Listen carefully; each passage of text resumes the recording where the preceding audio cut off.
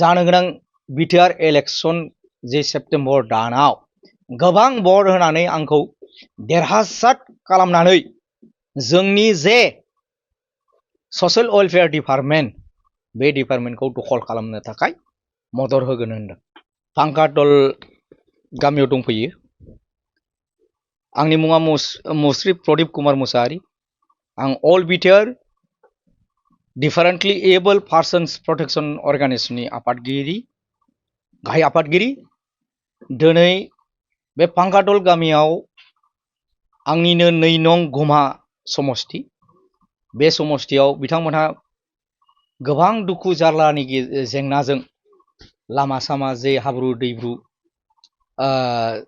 थांलाय फैलायनि स्कुल फरायनायनि गथ'फोरनि थांलाय फैलाय हान्था मेलाया गोबां जेंनाजों दुखु सैनांनानै गोबाव बोसोरनिफ्रायनो बेवहाय रायजो जाबोगासिनो दं। दा बे गामियाव आंखौ फैबाय थानाय जे सेप्टेम्बर दानाव जानो गोनां बिटिआर काउन्सिलनि जे इलेक्शन, बे इलेक्शननि पारपसै दिनै आं उदां बिजाथि महरै बिथांमोना मोजां मोननानै आंखौ गामिनि ओनसोलनि बुद्धिजीबि आरो गावबुरा आरो बेयाव थानाय रायजो जानाय आइ आफा बिदा फंबायफ्रा आंखौ खावलायहरदों आरो दिनै आं नुजाफैनो हानानै बिथांमोननि जे अनसायनाय मोननानै आं गोगोम गोग्गाखांनाय मोनदों। बिथांमोनहा फैबाय थानाय जे जानो गोनां बिटिआर इलेक्शन जे सेप्टेम्बर दानाव गोबां भट होनानै आंखौ देरहासार खालामनानै जोंनि जे ससियेल वेलफेयार डिपार्टमेन्ट बे डिपार्टमेन्टखौ दखल खालामनो थाखाय मदद होगोन होनदों। बेयाव आंनि जे समष्टि, बे समष्टिया बांसिनानो हाग्रा ओनसोल आरो गोबां गोग्लैसोनानै थानाय लामा सामा दलं 100आवहाय 80% लामा सामा दलंफ्रा जायाखै।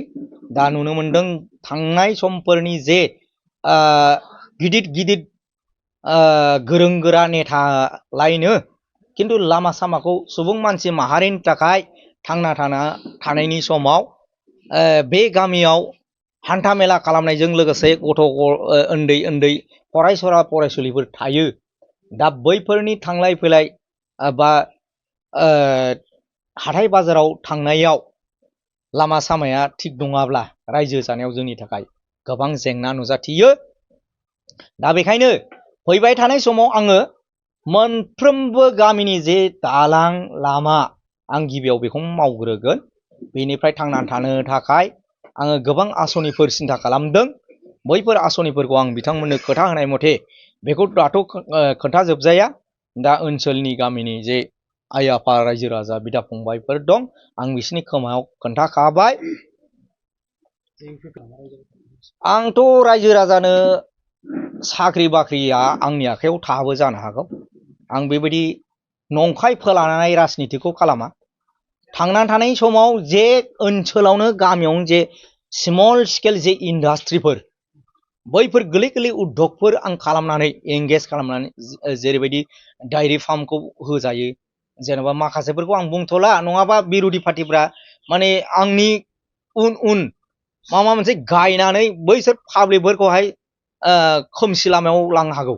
दा बेखायनो आं रायजोनोल' खोन्थागोन, गामिनिल' खोन्थागोन। बिसोर बिथांमोनहा मिन्थिनानै थाबानो जायो।